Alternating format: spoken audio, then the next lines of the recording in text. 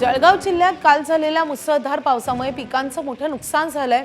चाळीसगाव तालुक्यात कळंबडू गाव हे परिसरात ढगफुटी सदृश्य पाऊस झालाय।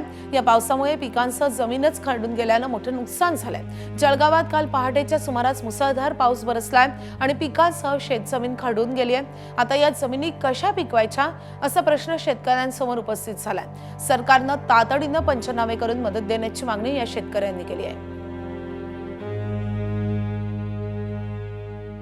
माझं जे नुकसान झालेलं आहे, रात्रभर ढगफुटीसारखा पाऊस झाला आणि माझं शेतीचं पूर्ण शेतामध्ये पाणी शिरून पूर्ण बंधारा वगैरे फोडून पूर्ण नुकसान झालेलं आहे माझं का इतकं नुकसान झालं की त्या नुकसानीचं भरपाई भेटायला पाहिजे। पण आजपासून 5 वर्ष शेतामध्ये यायचं काम नाही झालं, असा विषय झालेला आहे।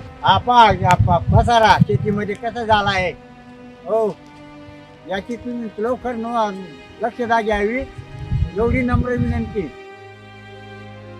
जळगाव जिल्ह्यात मुसळधार पावसानं धुमाकूळ घातलाय। यावेळी मुंबई नागपूर महामार्गावर पारधी तरसोद बायपास रस्त्यावरील उड्डाणपुलाचा भराव पावसामुळे खचलाय। रेल्वे उड्डाणपुलाजवळची घटना आहे। जळगाव तालुक्यातील असोदापासून पुढे भुसावळकडे चढताना हा पूल असून त्याचा भराव खचलाय। काही दिवसांपूर्वीच या महामार्गाचं लोकार्पण करण्यात आलं होतं, मात्र पावसामध्ये या रस्त्याची दुरवस्था झाल्याचं चित्र पाहायला मिळत आहे।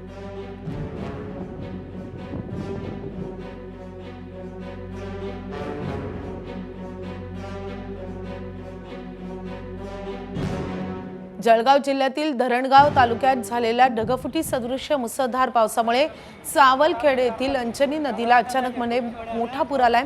यावेळी नदीपात्रात मासे पकडत असलेला सुरेश पवार हा तरुण पुराच्या पाण्यात अडकून पडला होता। जीव वाचवण्यासाठी त्याने नदीतील एका झाडावर चढून आश्रय घेतला।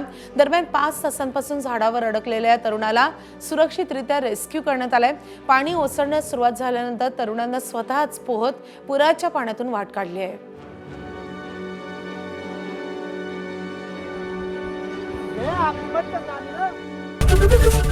एबीपी माझा, उघडा डोळे बघा नीट।